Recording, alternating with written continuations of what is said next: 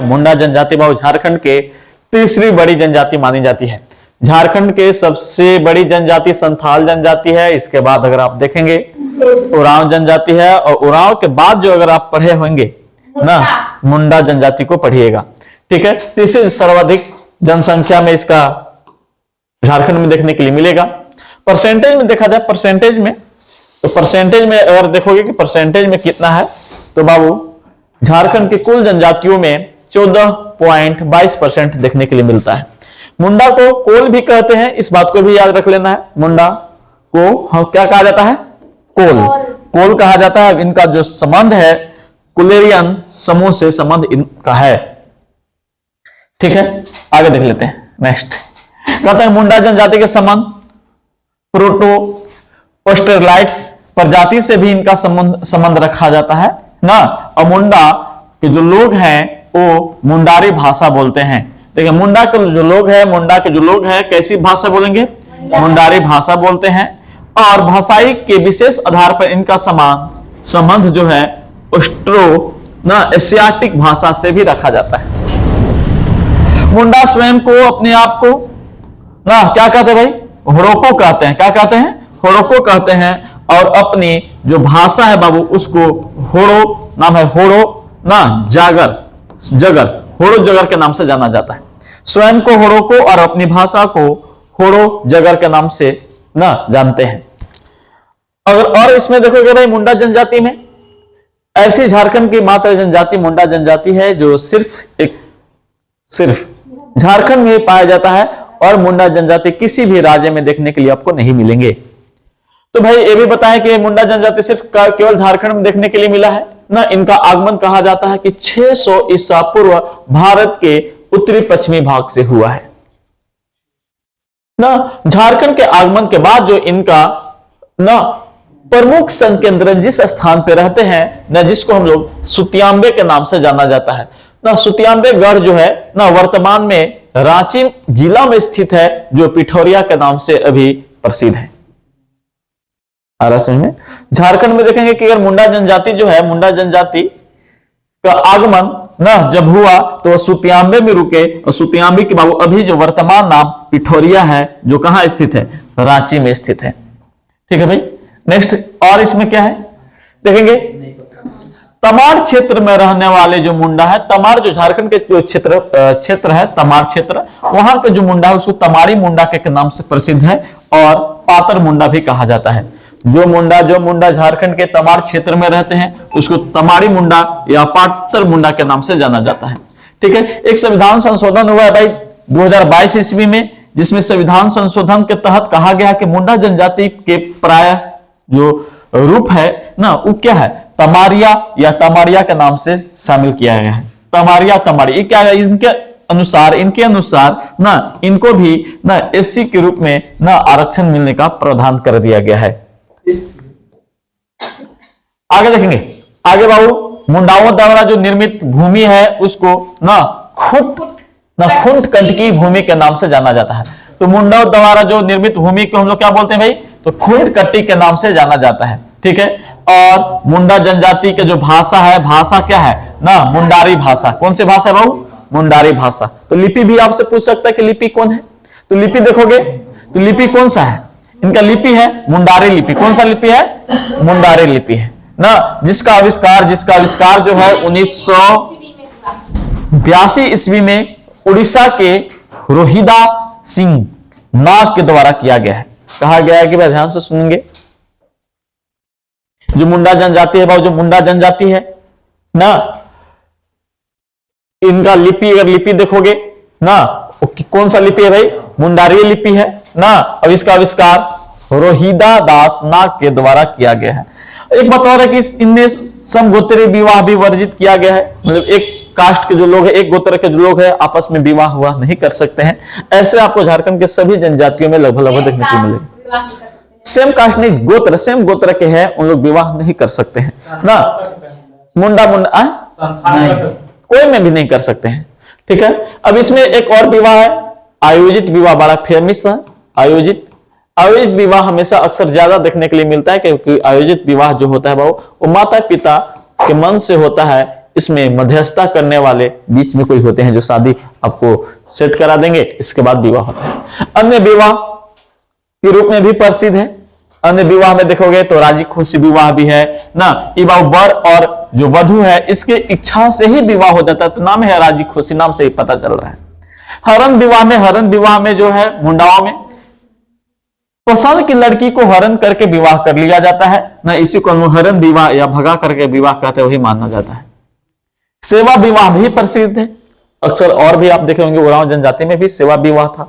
तो इसमें है कि ससुर के घर सेवा ना और वधु मूल्य चुकाया जाता है ना, वधु मूल्य के रूप में भाई ससुर के यहाँ आप सेवा कर दीजिए तो आपको विवाह करा दिया जाएगा। हठ विवाह भी फेमस है, हठ या हठी विवाह जिसको हम लोग बोलते हैं। हठ विवाह में कहा गया है कि वधु द्वारा विवाह होने के तक वर जो है यहाँ बलात् प्रवेश करके रहेंगे। अब यहाँ इसका कहने का मतलब क्या है कि भाई जो होने वाली जो वधु है, होने वाली जो कन्या है ना, वो वर के यहाँ ना हठ से जबरदस्ती जाकर के रखेगा, इसी को बोलते हैं हठी विवाह।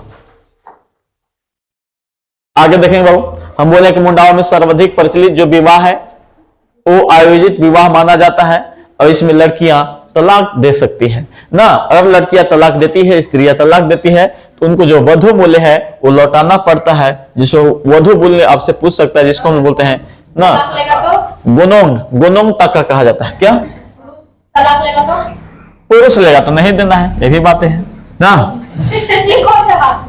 इस जनजाति में तलाक को भाई एक साकमचारी के नाम से जाना जाता है। साकमचारी क्या कहेगा कि साकमचारी क्या है, तो बोलिएगा कि तलाक को कहा गया है जब तलाक दिया जाता है। अधिकांश मुंडा जनजाति एकल परिवार है। एकल परिवार कहने का मतलब है कि यहाँ माता पिता है, दादा दादी है, उनके बेटे हैं, बस इन्हीं को बोला गया एकल परिवार। भारत में अधिकतर आपको एकल परिवार ही देखने के लिए मिलेंगे। ठीक है, चलो आगे देखोगे। अब इसमें और है भैया, कहता है कि उच्च वर्गीय के जो व्यक्ति होता है ना, बिना विवाह किए निम्न वर्ग के कन्या के साथ रह सकता है, जिसको हम लोग रखनी या कांता के नाम से जाना जाता है। ठीक है, और बाबू देखोगे कि इस जनजाति में वंश कुल की परंपरा को खुंट के नाम से कहा गया जाना जाता है। वंश कुल के जो परंपरा है उसको हम लोग क्या बोलते हैं, खुंट के नाम से जाना जाता है। ठीक है, और गोत्र को भाई गोत्र पूछा है कि गोत्र को किस का नाम से जाना जाता है, किल्ली। गोत्र को क्या कहा जाता है, तो किल्ली कहा जाता है, इसको भी याद रख लेना है। नेक्स्ट देखोगे, कहा जाता है कि भाई इसमें रिजले एक इतिहासकार है, इनके अनुसार कहा जाता है कि मुंडा जनजातियों में 340 गोत्र पाए जाते हैं ना। गोत्र में आप देखोगे तो नाग गोत्र है ना, नाग गोत्र के नाम है जो टाइटल इन लोग लगाते हैं ना। इसके बाद बोदरा है, धान है, भेंगरा है। अब ये बोला कि ना आइंद, सोए, मुडू ना, इसके बाद है टोपनो, और बहुत सारे आप देखेंगे कि इस तरह से बाबू आपको गोत्र पाए जाते हैं। बोले कि एक ही गोत्र के लोग जो है आपस में कभी विवाह नहीं कर सकते हैं। अगर हंसा है तो हंसा विवाह नहीं करेगा ना, दूसरे के साथ विवाह करने के लिए मिलेगी। इस जनजाति में रसोई घर को मंडी ओड़ा कहा जाता है। क्या कहा जाता है, मंडी ओड़ा के नाम से जाना जाता है। इसमें देखेंगे एक और है भाई, सोसोबोंगा का है। सोसोबोंगा यह एक प्रकार के बैलेट होता है जो मुंडा जनजाति में एक प्रसिद्ध लोक कथा है। अब लोक कथा है जो बाबू इनकी परंपरा और ना विकास क्रम को प्रकाश डाला है। मुंडा जनजातियों के लिए एक किताब लिखा गया है जिसका नाम है सोसोबोंगा। और सोसोबोंगा के बारे में अगर आप देखोगे ना, तो प्रसिद्ध लोक कथा जो इनकी परंपरा और विकास क्रम के बारे में इसको बताया गया है। ठीक है, इस जनजाति में गांव की बेटियां द्वारा सरहुल का प्रसाद ग्रहण करना वर्जित कर दिया गया है। बोला गया कि भाई इस जनजाति में जो गांव की जो लड़कियां रहेंगी, जो कुंवार लड़कियां है, वो सरहुल का प्रसाद नहीं ले सकते हैं, लेकिन महिलाएं जो है वो आप ले सकते हैं। ठीक है, सरहुल अलग पर्व होता है, झारखंड के पर्व है इन लोग का सरहुल। पुरुषों द्वारा धारण किए जाने वाले जो आपको वस्त्र है उसको हम लोग केरिया बोलते हैं। क्या बोलते हैं, केरिया ना, केरिया या बटोई बोलते हैं। कल भी एक बार क्वेश्चन आया था तो हम बताए थे ना, बटोई या केरिया। महिलाओं द्वारा पहने जाने वाले वस्त्रों को ना परिया के नाम से जाना जाता है। तो दोनों आपके लिए इंपोर्टेंट है। परिया पूछा है तो हो सकता है कि बटोई और केरिया भी आपसे पूछ दे। इस महिलाओं द्वारा जो जापानी ना मार्किन पहनने की भी परंपरा है। जापानी एक कपड़ा होता है ना, वो भी इन लोग, इस जनजाति के लोग जो है पहनते हैं। उन लोग जैसे जापान में जो आदिवासी है, जो जिस तरह से ड्रेस पहनते हैं इन लोग भी पहनता है। और एक बात देखेंगे कि भाई गोदना प्रथा भी प्रचलित है ना, और गोदना गोदने वाली जो महिला है उसको मलहोरिन के नाम से जाना जाता है। अब इस जनजाति में तंबाकू प्रयोग करते हैं। तंबाकू प्रयोग करने के लिए अपने साथ एक तंबाकू की थैली भी रखते हैं, जिसको उस थैली को नाम है सुतुम। क्या नाम है? सुतुम ना थैली। सुतुम थैली है, सुतुम थैली। सुतुम थैली क्या है? तो तंबाकू से संबंधित है। तंबाकू का रखने के लिए जो जैसे बीड़ी हो सकता है, खैनी हो सकता है ना, वो रखते हैं लोग साथ में। आगे देखो तो इस जनजाति में सुबह का खाना को ना बासी मंडी या सोता पोंग कहते हैं, और दोपहर के भोजन को 12 बजे कहते हैं, और जो शाम के खाना होता है, रात के जो भोजन होता है, वो अयुपन के नाम से प्रसिद्ध है। तो तीनों टाइम के भोजन को अलग अलग नाम से प्रसिद्ध किया गया है। कहा जाता है धान कटने के बाद, जब धान कटने के समय हो जाता है, कटे जाने वाली पूजा को ना, एक पूजा होता है जब धान काटते हैं, जिसको हम लोग बोलते हैं ना कलोम सिंह। तो कलोम सिंह क्या है? कलोम सिंह क्या है भाई? तो बोल दिया कि धान काटने जाने वाले कुछ समय जो पूजा होती है उसी को हम लोग कलोम सिंह के नाम से जानते हैं। तथा पाहन द्वारा सबसे जो पहले धान काटा जाता है ना, कहा जाता है कि जो पाहन होता है, पाहन कौन था भाई? जो गांव के जो पुजारी होते हैं उसी को पाहन बोलते हैं। तो सबसे पहले अगर कोई धान काटेगा तो पाहन काटेगा, इसके बाद ही आपके गांव के लोग काटते हैं। अब देखेंगे कि इस जनजाति में प्रमुख जो पर्व देखने के लिए मिलेगा, सरहुल मिलेगा ना, सोहराई है, कर्मा है। नहीं, अलग है भाई, सरहुल अलग होता है, कर्मा अलग है ना, अलग अलग सब पर्व है। सोहराई अलग होता है। एक के बाद रोआ, पीछे में बताया था सर। हाँ, रोआ पूना भी होता है। एक के बाद बतैली है, और ना बुरु पर्व के रूप में भी मनाया जाता है। और मांगे पर्व है या फागुन पर्व भी है। फागुन पर्व तब तो जानते हैं होली के रूप में ही मनाया जाता है ना। इसमें अन्य पर्व भी आप देखेंगे, जातरा है ना, एक बाद ना जुम नवा है। ये सब इन लोग के प्रमुख त्योहार के रूप में प्रसिद्ध है। कहा जाता है कि मुंडा में भाई कृषि और पशुपालन करते हैं ना, और कहा जाता है कि इसमें 2 प्रकार के छाता भी बनाया जाता है। इस जनजातियों के द्वारा 2 प्रकार के छाता बनाया जाता है। एक तो छाता है बांस का बनाया जाता है, जिसको हम लोग ना चातों कहते हैं, और घास फूस के भी भूसा छतरी बनाया जाता है, जिसको ना चुकरी कहा जाता है ना, चुकरी के नाम से जाना जाता है। तो 2 छाता आपको देख लिए, एक तो बांस के देख लिए, एक तो आपको घास फूस के छाता देख लिए ना। पशु पूजा हेतु आयोजित जो त्योहार है, जिसको हम लोग सोहराई किया जाता है। तो क्वेश्चन पूछा हुआ कि पशु पूजा के लिए कौन सा त्योहार मनाया जाता है, तो क्या बताओगे? सोहराई बनाएंगे।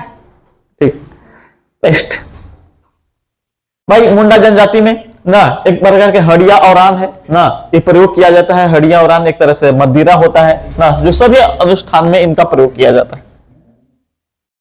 और इनका जो प्रमुख देवता है वो सिंगबोगा है। सिंगबोगा है जिनको सूर्य के प्रतिरूप ही माना जाता है, और कहा जाता है कि सिंगबोगा में सफेद रंग के प्रसाद, सफेद रंग के मुर्गी और सफेद रंग का ही ना फूल चढ़ाया जाता है। ऐसे इनके बारे में प्रचलित किया गया है। तो हाँ, तो देख लो, सफेद भोग चढ़ाया जाएगा, सफेद जो मुर्गी है, मुर्गी लिखना चाहिए था, मुर्गी है, और सफेद रंग का फल भी चढ़ाने का प्रचलन है सिंगबोगा पर। तो सारा चीज सफेद ही चढ़ाया जाता है सिंगबोगा पर। सफेद पदार्थ मतलब खीर है ना, भोग है, तो उसको भी चढ़ा दिया जाएगा। हाथों बोंगा कौन है? हाथों बोंगा ग्राम के देवता है। देसावली गांव के सबसे बड़की देवता मानी जाती है ना। एक बाद खुटहंकार या ओड़ा बोंगा जो है कुल देवता भी होता है, कुल देवता को माना गया है। एक बाद इकीर बोंगा है जल के देवता, और बुरु बोंगा है पहाड़ के देवता है।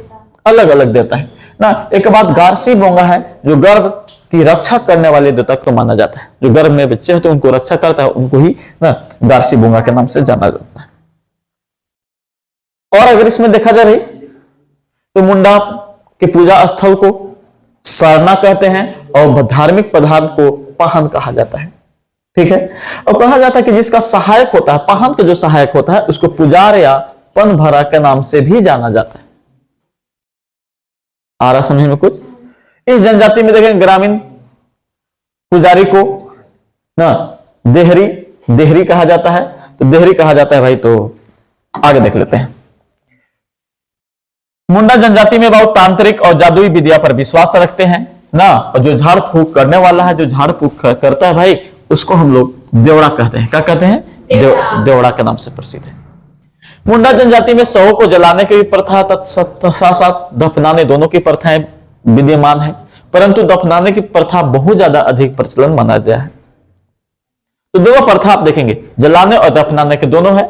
झाड़ फूक करने वालों को देवड़ा, और इसमें देखेंगे कि जो जादुई विद्या और तांत्रिक विद्या पर इन लोग विश्वास रखता है। आगे देखेंगे, जिस स्थान पर मुंडा जनजाति के पूर्वज हड्डियां दबी होती है उसको शासन कहते हैं। और कहा जाता है भाई, क्या कहा जाता है कि शासन के में पूर्वज और मृतक की स्मृति शिलाखंड रखा जाता है, जिसको हम लोग शासन देरी या हड़बड़ी ना हड़गड़ी के नाम से जाना जाता है। ठीक है, आगे देखोगे तो इस जनजाति में पारंपरिक शासन को मुंडा शासन की व्यवस्था भी कहते हैं। और गांव के जो प्रधान होता है ना इस जनजाति में, वो मुंडा कहलाता है।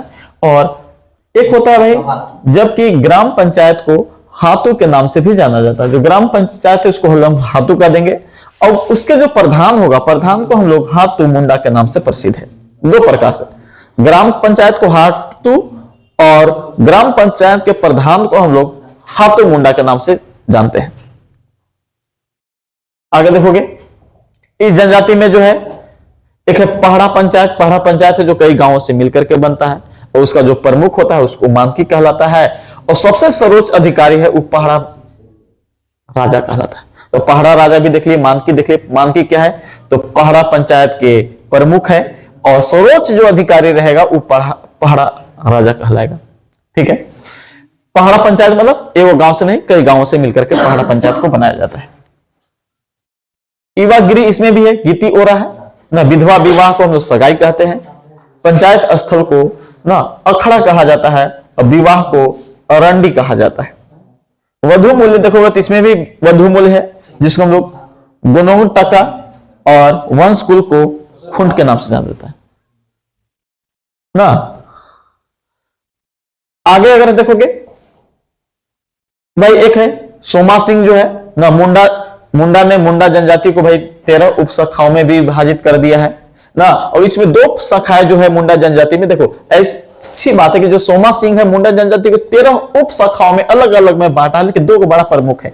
एक तो महली मुंडा जो सर्वोच्च माना जाता है, और महली मुंडा के बाद एक है कंपाट मुंडा। ये 2 प्रमुख माने जाते हैं।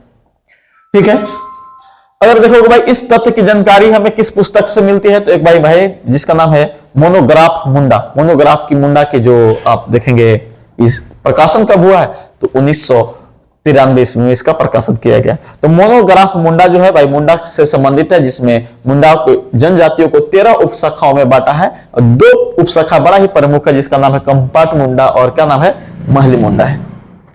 ठीक है, ये आपका मुंडा जनजाति से संपूर्ण जानकारी हो गया ना, समाप्त हो गया। नेक्स्ट क्लास में आप दूसरे जनजाति के बारे में, हो जनजाति के बारे में पढ़ेंगे। तब तक के लिए धन्यवाद, जय हिंद।